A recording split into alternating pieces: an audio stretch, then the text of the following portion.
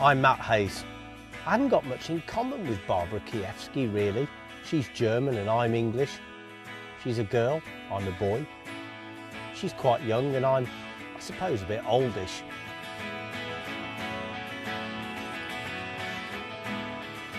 But we both share a passion for fishing. And that's why we've decided to go on the ultimate fishing road trip together to Ontario.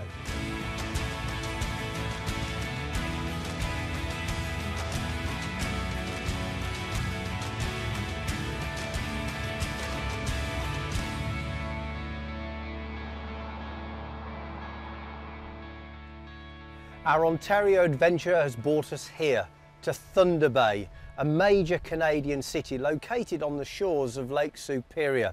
Of course, we are here for the fishing, and this area is pretty famous for one species of fish that's long been on my bucket list.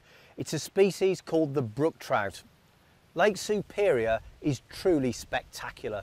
It is the largest freshwater lake on the whole planet, and it's a sobering thought that it actually contains 10% of the Earth's fresh water.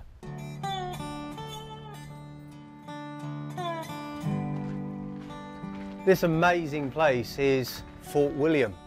Not the one in Scotland, obviously, although there are some tenuous connections.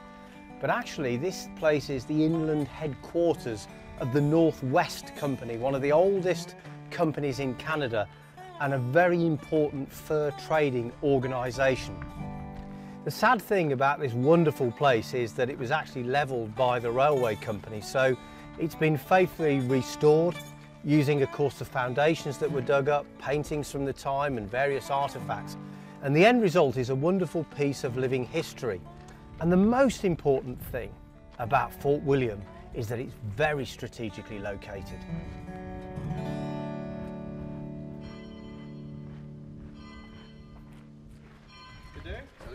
Bonjour. Fascinating. Is it okay if I pick it up? Absolutely. It's actually not as heavy as I thought. Exactly, yes. Very nice lightweight gun. Very good for hunting at this period. So this would be authentic to what kind of time period? Early 1800s. Very good for hunting in the North American interior at that time.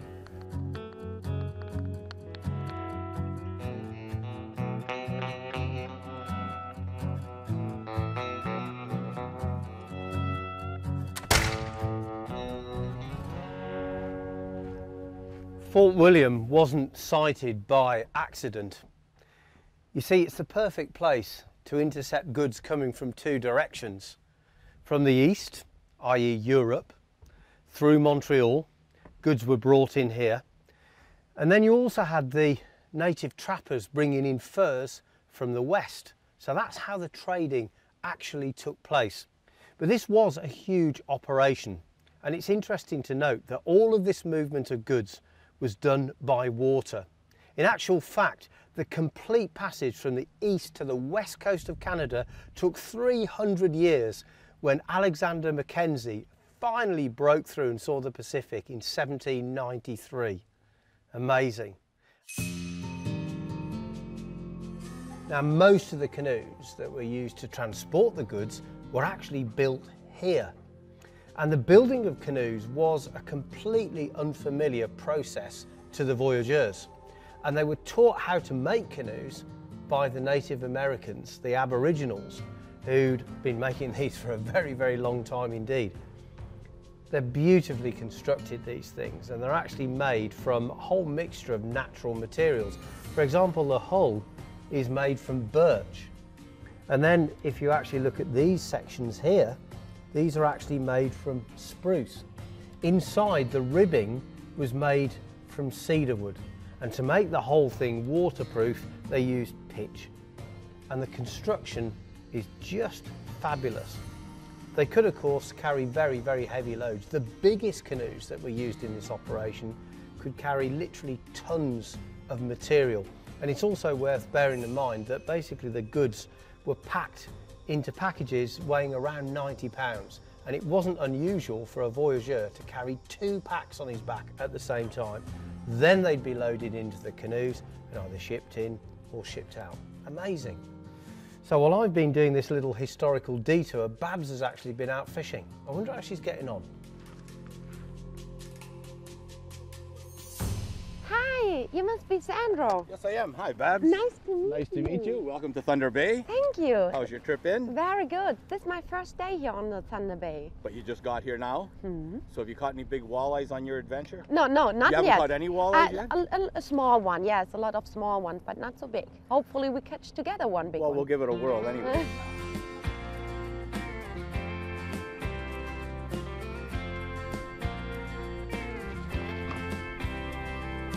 Are you in water? Perfect.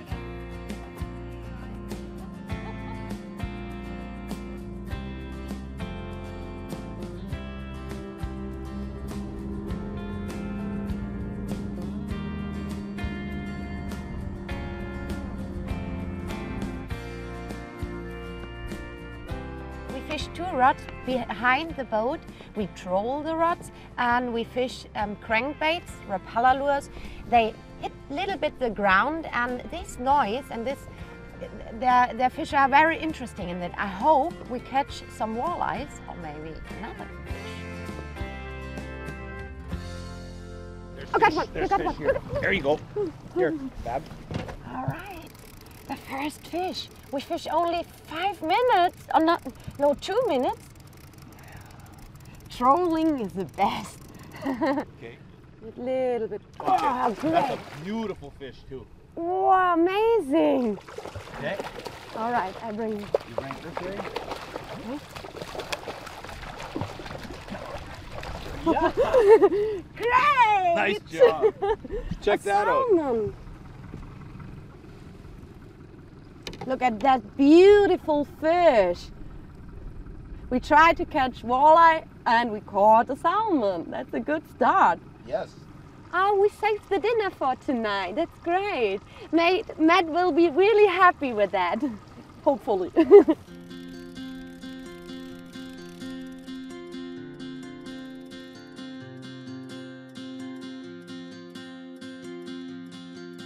So we caught no walleye yet. I changed my lure more to a natural color. Hopefully it works better.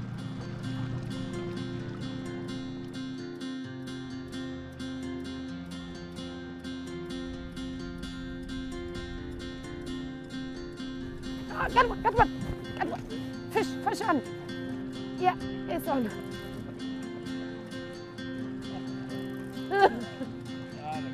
Oh, look at there. It's a walleye. Yay! All right. I'm really, really happy because it was the last chance and we have only 5 minutes when we go to the harbor. And now I'm always lucky. I'm so lucky, really, really lucky. All right, here we go. You have a, oh, look at that beautiful walleye. Oh, the fins are very special. White on the end. You see that? Great. I'm really, really happy about this fish. Sandro, thank you really much. I enjoy this trip so much. I'm glad you came out. I'm leave them back in the water, it's Absolutely, okay? absolutely. Thank you, Mr. Walleye. You come back in the water now.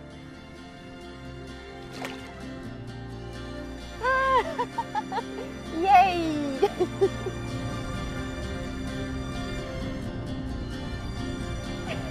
Sure. Good job.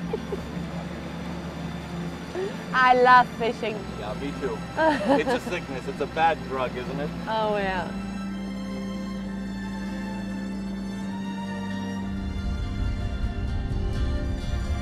I love it.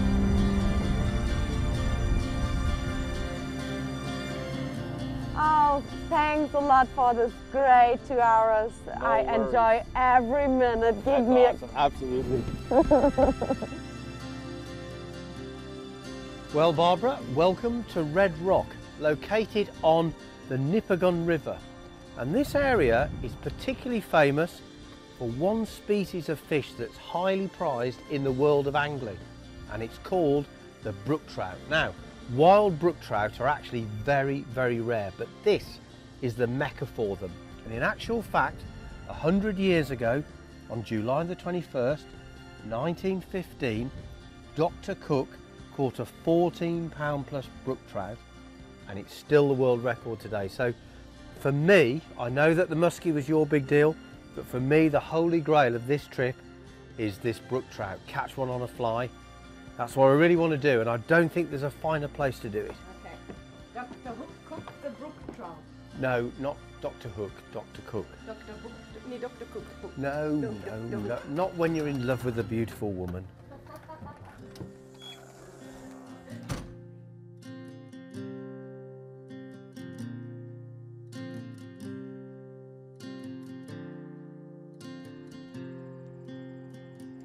Well, it really is a glorious day today, and for me a very special one. I'm here on the Nipigon river system with local expert Gord Ellis, and he's going to take me to one of his favourite spots about half an hour up the Nipigon system, and we're fishing for what for me is a personal landmark. It's a bucket list fish for sure, and it's the one that in the whole journey is probably the most iconic.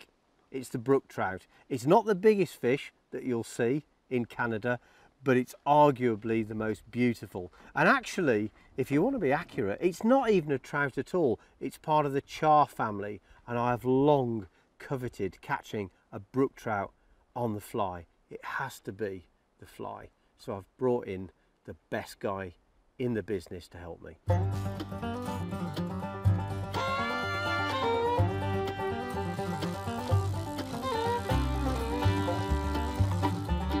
So you're going to go with one of the flies that I brought with me, or? This is one that I like to use, conehead streamer. Oh, I knew you were going to go for that. I saw it hanging in the truck. Something very nice about that. So it's a rabbit strip, white streamer, a few rubber legs on it. Yep. Give it a bit more movement. That's a nice fly. Looks a little like a smelt.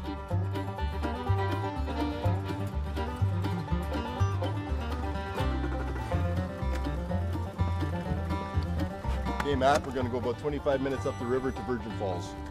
Great.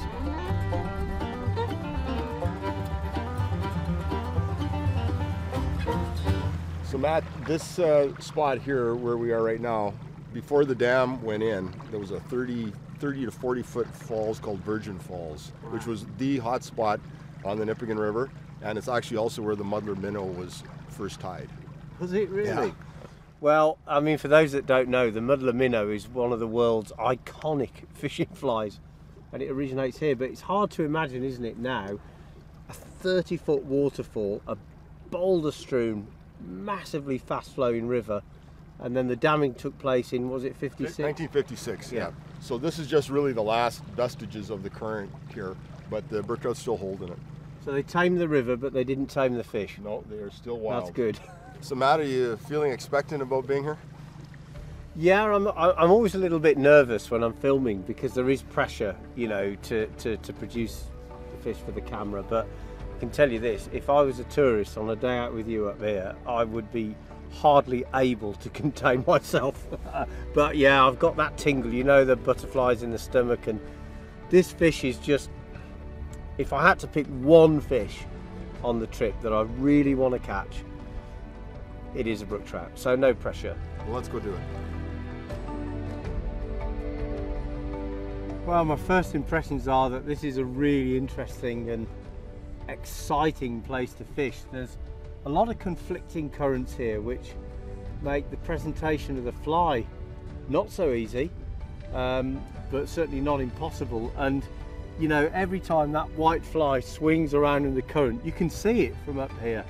It's really exciting because at any minute I'm expecting this beautiful fish to come out and grab it, but it almost seems too much to ask. When you want something so much, you know, and you put so much into it, so much thought power, and you wish for something to that extent, you know, there's part of you thinks, oh, it's never going to happen, but let's see.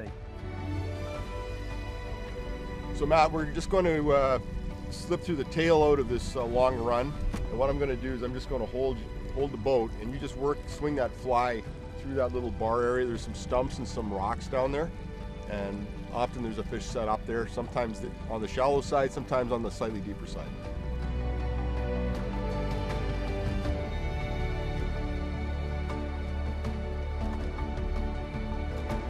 Up in front of us, right at the end of the world there, because that's what it looks like, all the land masses stop. That's Lake Nippigon, and it's 120 kilometres across. That's amazing, isn't it? Amazing. That's like driving from my house to London.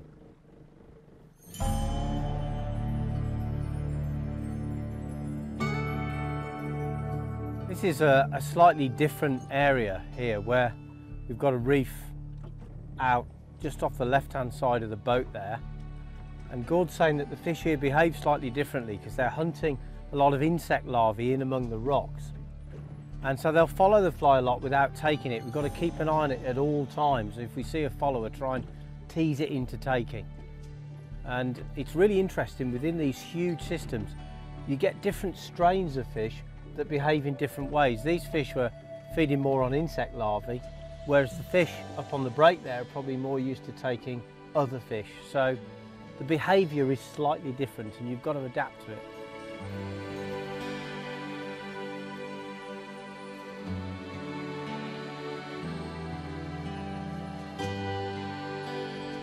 Oh yeah, got him, yeah.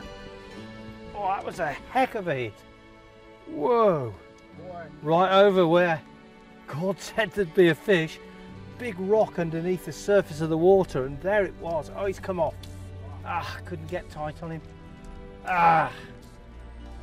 Ah, that was a big fish. He was right there, wasn't he? Oh yeah. I mean, to be honest, it wasn't the best cast I made all day, and you know, the fish just hit it right at the end of the strip. It looked like you hit bottom, that's how tight your line was. Yeah, yeah.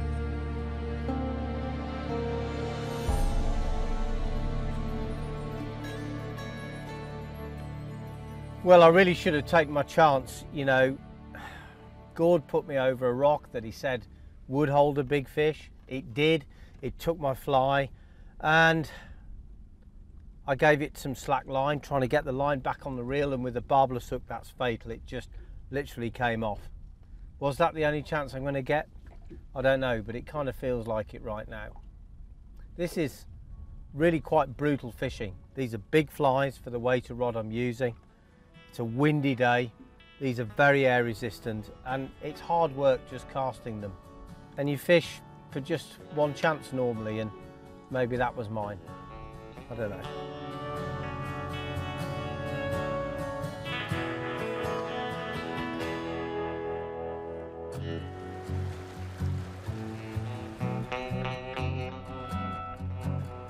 Yeah, yeah, yeah. Oh, I've hooked a fish, and I think it could be a brook trout. It looks like a nice fish. He came for the fly twice. I just pitched it into the cover, and it was the first really good cast I felt I'd made, where I got the whole presentation perfect, and now I've got a fish on. Beautiful. Good job, bud. Oh yeah, that's a good one. Real nice yeah, one. Look at that. It's a beauty. Woo-hoo-hoo. Ah, this is a barbless hook. Oh, now he's smoking some line. Go, baby, go! But please don't come off. Nice fish. Oh, my knees are knocking. This doesn't happen to me very often these days. I've caught a lot of fish all around the planet, but oh, please don't come off. This is a big, beautiful fish. Oh man, look at it. Beauty. I've got to keep the pressure on it because it's a barbless hook now, and if I give it slack line, it will get off. Oh man, it's smoking some. Oh, cricket, go now! Whoa! Wow, it just took about 20-25 meters off in one real high octane burst there. And really only a game fish can do this, and that's the whole point of sport fishing, is that some fish are fun to catch, but they grub around on the bottom and snuffle up bait, and others, well, they're turbocharged. Here she comes. She's coming up to the net now. Yes! Woohoo! Good well, job. I can't believe it. Good job. Got one! That is awesome. That is so awesome. That's a, I'm gonna say 20, 21 incher. That's nice. Beautiful, beautiful fish. Well, I'm going to put this glove on, which has been soaked in water. That's the kindest thing for the fish. It doesn't do any damage to its scales and it's wet contacting wet. Really nice idea. The fish is actually in this aerated live well, which is a great idea because he's going to get all the oxygen he needs in there. He's pretty lively. If I can just grab his tail here. Let's just have a look at this lad. Now, this is a brook trout, but actually it's a member of the char family. This is actually a char, and char are distributed throughout the northern hemisphere. They love cold water, so you'll find them all the way up into the Arctic Circle, but it is just exquisite.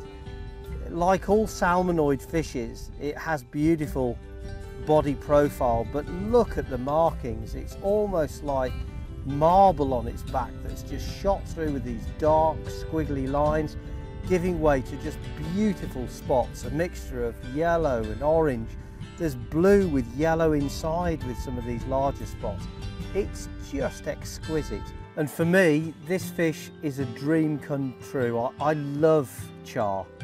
And you know, you'll see the big fish in this series. For Babs, her dream was the big crocodile-like muskie. And you might think it's strange that I would favour a fish like this any day of the week over one of the really big predators. And it's just because they're so beautiful. And the correct way to catch this fish for me, the respectful way, the most skillful way, is to catch it on a fly. That is the perfect capture. And that's exactly what I've done.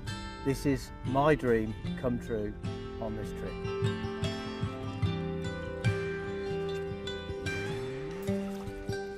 There she goes, and that's the best moment of all, seeing the fish go back like that. It's hard for me to describe how I feel right now. To catch such a beautiful fish on the most difficult and beautiful technique on the fly, it does mean so much to me. And I know I could catch more if I was spin fishing or using a jig, and I don't decry people who choose to fish that way. It's just that for me, if I'd caught that fish on any other method, it wouldn't have felt right. It would have been like getting in the bath with your socks on. It works, but it's just not quite right. And I don't know, call me a purist, call me romantic, whatever you like. I don't really care right now. And I've got to thank this man over here. God, I can't tell you how I feel. I've fished all over the world, and I've fished for everything from sticklebacks to the biggest of the lot, marlin, sharks, you name it. That was a very, very special fish, and it was an important moment for me. It was my pleasure. Yeah, it really was. Great for me. Thanks, mate. Really appreciate it.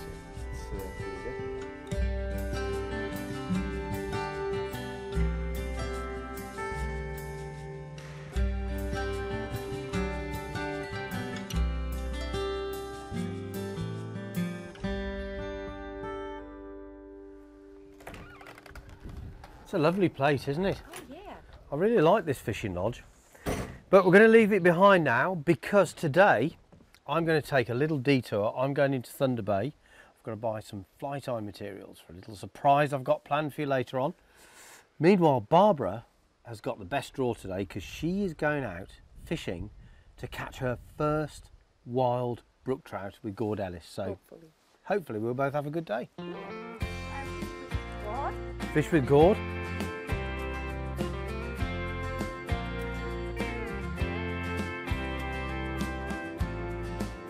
Well, here I am in a lovely quiet corner of Thunder Bay, overlooking the awe-inspiring Lake Superior, a body of water that will just blow your mind when you consider its dimensions. If you're an angler or anyone with an interest in water, this is the daddy of them all.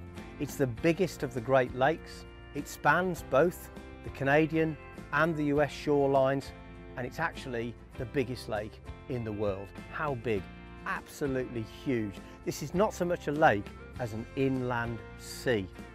You could drop the country of Wales into Lake Superior over 3 times, and you could comfortably drop in Ireland That's absolutely amazing. And as you'd expect, it's got a very diverse and large population of fishes. Everything from tiny little sculpins and smelts all the way up to the bigger apex predators like pike and walleye. It's even got its own population of salmon within its system, over 70 different species in total.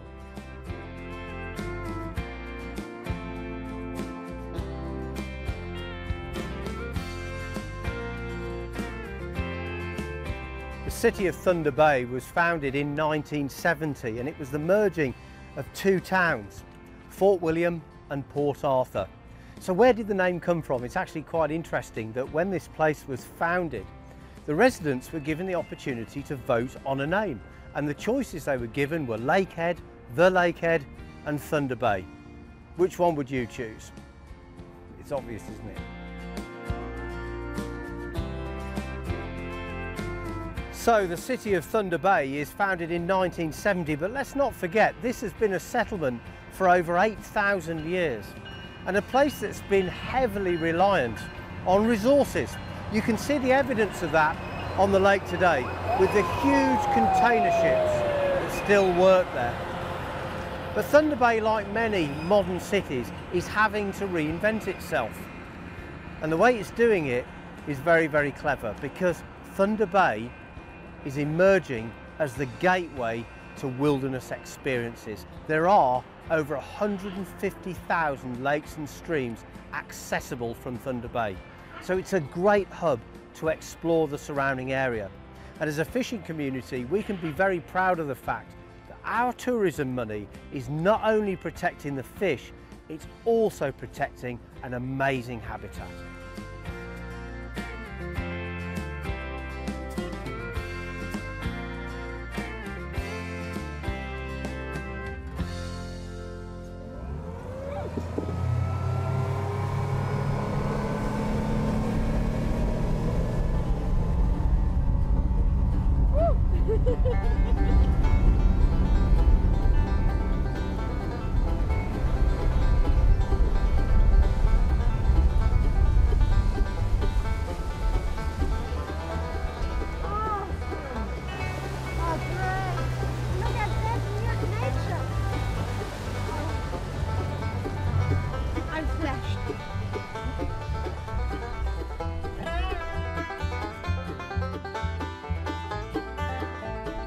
Okay, Gord, what's the plan for this place? Okay, well this place is called Split Rock, and it's a really famous part of the Nippigon River, known for big brook trout. So what we're going to do here is we're fishing current along these really steep rock edges, and what we have is these really nice bucktail flies that look like a smelt or a stickleback, sort of like a fly streamer, but it has a jig head, so you can fish it with spinning gear. Cool. And what we're going to do is we're going to cast it up against the current. So cast it out, and then you just let it sink a little bit, and then you work it back very slowly. You don't have to do a lot of jigging, and let it go with the current. Not on the ground? Not on the bottom, so not like you're jigging for walleye or jigging for pike. You're letting it swim with the current like it's a smelt or a minnow. And when you get a hit, it's going to be really hard. So you will feel the bite. You will feel the bite. There'll be no nibbles. Sometimes you'll feel them sort of, they're like picking at the feathers, but just keep reeling it. Okay. And feel for when you get that hard hit, set the hook, and hopefully we'll get a nice big brook trout. Oh, cool. So maybe we can have a small competition. If you want to do that, I'm okay with that. My priority for you is to get you on a Nippigon brook trout. But if you want to have a little competition, I'm okay with that.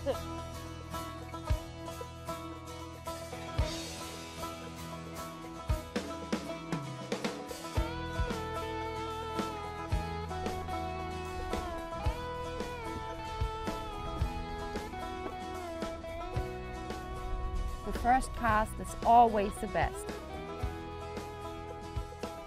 I hope I do it right. Yep, that's good. I feel very good this day. I woke up with a good feeling to fish on a place like this. It's so wonderful and amazing, and I'm really confident. I'm sure we will see fish today. So this is my home water, Bab, so I'm going to give you a bit of a head start. But once you get your first brook trout, The gloves are off. At the moment, I enjoy more the wilderness than the fishing. It's not so often. Wow.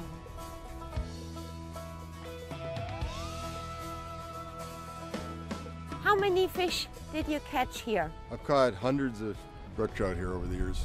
Hundreds, wow. And how long did you fish here? I've fished these waters for about 30 years, so quite a long time. And did you release every fish? I do. All the brook trout here are wild, and I've let them go mostly for the last 20 years. You are allowed to keep one fish if it's over 22 inches, but I don't personally. I just can't bring myself to do it because they're just so gorgeous. There's just not very many places where you can catch brook trout like this. I agree with you, yeah.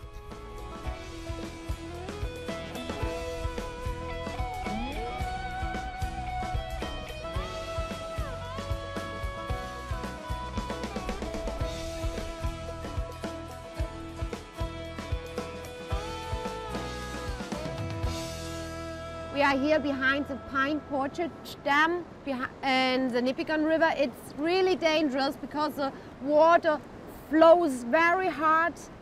Oh, we must watch out, don't fall in the water. I wear a life vest. Safety first. Oi.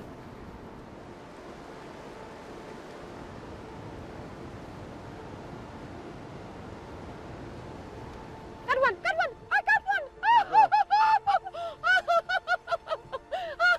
Yeah! Oh. Oh, did you see that? Oh, it's. Yeah, one. Oh, you kill me, baby. Give him a little bit time. My heart. Boom, boom, boom, boom. Oh, God. Yes, yes, yes, yes, yes. All right. All right.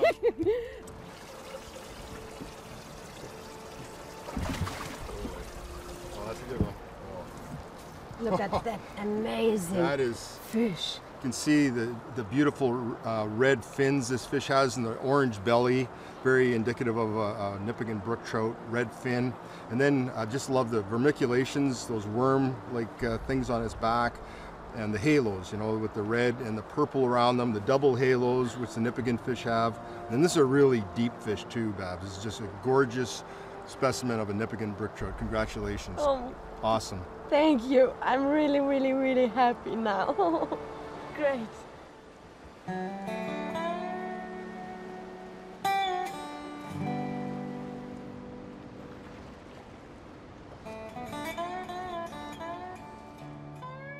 Well, Barbara, you caught your first brook trout, wild brook trout today on the Nipigon River system. And I'll make you a bet that the reason that this system has got such fantastically well-conditioned fish is because they're feeding predominantly on one food source, and that is a thing called a sculpin. Now, in the UK, we call it a bullhead. It's a small fish that lives among the stones on the bed of the river, and trout, brook trout, char, love to eat sculpins. Now, quite a long time ago, back in the 1930s, a guy called Don Gapin tried to imitate one of these species by tying a fly called the Muddler Minnow. It's a classic, a timeless classic, and it was inspired by fishing on the Nipigon River. And what Don came up with was a classic baitfish pattern, which he called a minnow, but actually, when you see it, resembles a sculpin or a bullhead a lot more. And in celebration of that fact, I'm going to tie one right now.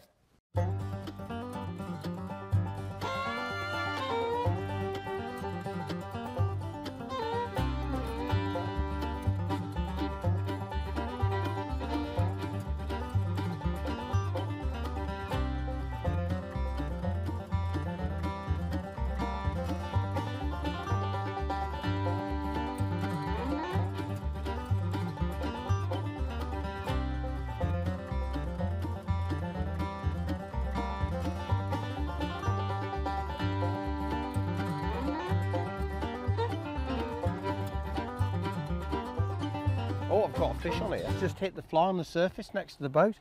I've never seen anything like it. I just dropped the fly in the water and a fish came up and took it. We don't start fishing really, so... No, I put the fly over the side, get ready to make a cast, and a really big fish just came up and took it. But I'm struggling to get it off the bottom. What do you think of that, Babs? Here it comes. Look, look, and it is a brook trout. It is a brook trout, yeah. Well, I was just about to introduce exactly where we are, and we were getting ready to fish. Babs was taking a few pictures. I flopped the fly over the side of the boat, and the next thing you know, bang, a fish took it right off the top. And this fish is fighting really hard. This is a really, really fluky fish. I don't think I've ever caught a fish as difficult to catch as these fish normally are like that. It's a 1 in several hundred trips event, and I've got to say I claim very little credit for it.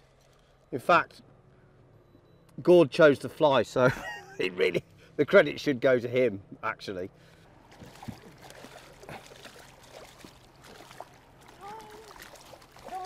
Yeah, it's in the net. Well done, Babs. Ah, great. What a start to the day. What is That is just nuts. Honestly, I am gobsmacked. It's a really beautiful brook trout. This fish is one of the hardest fish to catch in the world. And it just came up and ate my fly off the surface. I'm not going to argue. What a beautiful fish. Nice It's fish. a fat one, really fat Nice fish. fish. the male. They're biting today. We're going to put this fish in the live well. Right, now we're in the calm water. I'll take the fish out. Whoop. He really wanted the fly, he just took it perfectly. Beautiful fat fish. There, put him in. Well, now I guess I can do what I was going to do before that fish interrupted us, which is basically to tell you that Babs and I still fishing on the Nipigon River. We've got one last short session with Gord before we have to move on in this trip, and we're going up to a place called Lodge 88. We're fishing another wonderful wilderness lake, but before we went we just couldn't resist having a last go at these brook trout, and based on what's just happened I'm really glad we did. Shall we have a look at this fish, because it is amazing. Okay, well, we're going to put the glove on. It's very kind to the fish because this fabric here helps me grip the tail, but because it's wet it doesn't damage the fish. If Michael Jackson was a fisherman he would have a glove like this. Come on then, Shimona. Ah, there she is. See, now with the glove I can just grip the tail but not damage the fish. Well, it's pretty lively. And that is a magnificent bull trout, really, really deep. Can you just tell me what colours you can see? Because I'm colourblind slightly, and you're So better than me. First, this is a male because you can see it on the orange red down here, and they have red points with purple around there, and this here is really, really beautiful. Looks a little bit like a tiger fish because they have black lines and it's a little bit of brown, so yeah, really lovely, beautiful fish. Yeah, well described. They are beautiful, aren't they?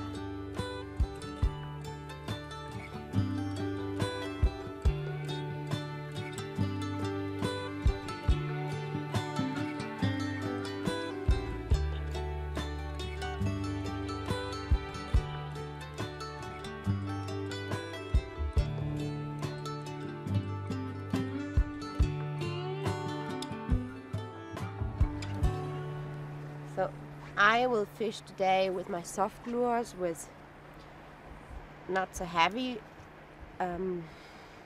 weight, because Matt is using his fly, and I think it's good when we fish different techniques and lures. But I'm really, really, really happy with Matt. He had 3 bites now and 1 fish. It's a really great start.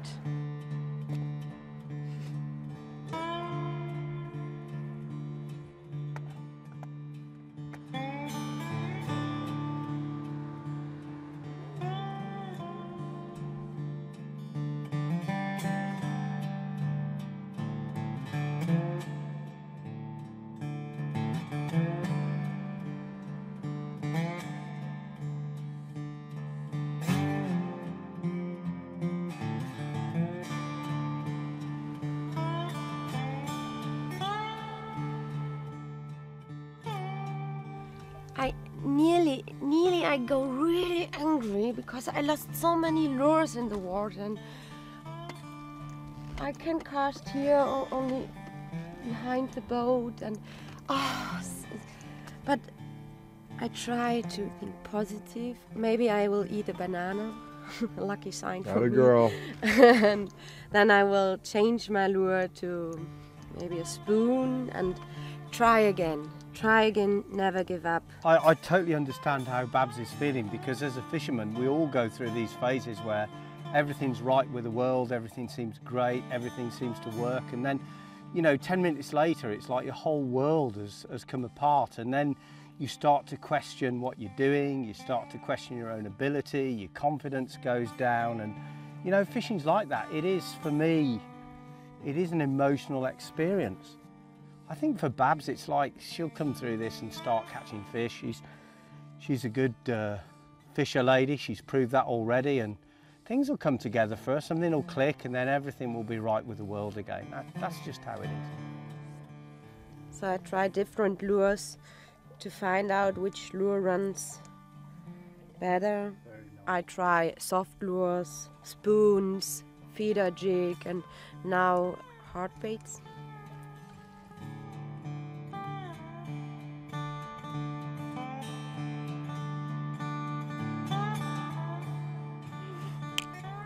And it's only one piece of wood here in this water, and I hooked them.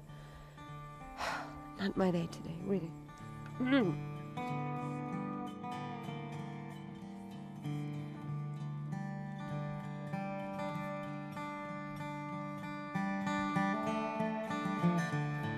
I'm happy now because I have my German fly back now.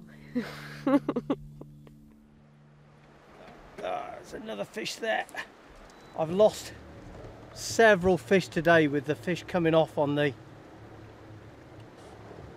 twisting currents. They shake their heads, and with these barbless hooks, that's the problem. They just shake the hook out, but I'm keeping the line as tight as a bowstring here. Get it! Super duper. Great day. Real red letter day, I think. Matt, here's your lovely fish. Yeah, not as big as my first one, but a nice fish, and a male. Look at this, he's getting his spawning colours. Let's put the glove over his eyes. That'll calm him down a little bit before I put it on. Look at this. You can tell by the red belly that this is a male fish in his pre-spawning colours. And he really did whack that fly. Beautiful, beautiful fish. I'm going to put this one straight back. Great. Wait, oh, couldn't even hang on to him there, but he's gone.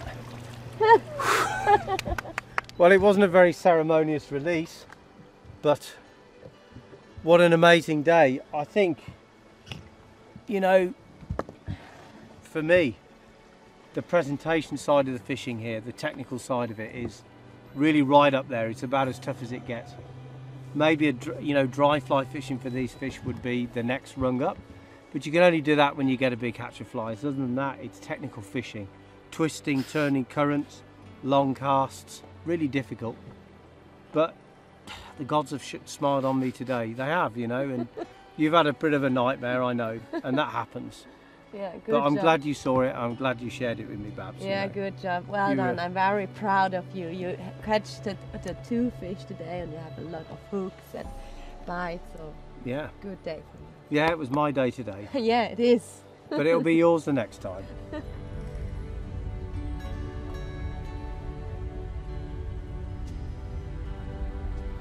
Well, for me, this wild brook trout fishing has been the highlight of the journey so far. Really technical fishing and great fun when you get it right. But you know, the journey continues, and who knows what adventures await us at the next place. We're zipping back down the Nipigon system now at high speed, and at the other end we've got a 4-hour drive followed by another short flight on a float plane before landing at another wilderness lodge. I don't know what's going to happen there, but I can tell you this, I'm really looking forward to it.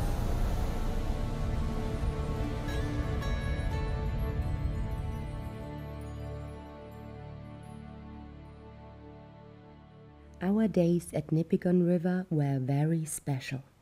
Since I was a young girl, I've wanted to see the northern lights. And as darkness fell, the aurora lit up the skies over Lake Superior. The light danced all night, and I didn't want the evening to end. Then came the fishing. It was incredible to land my first ever brook trout, and it put up a crazy fight as I tried to get it into the boat. Thanks Nipigon River, and thanks to Gord Ellis.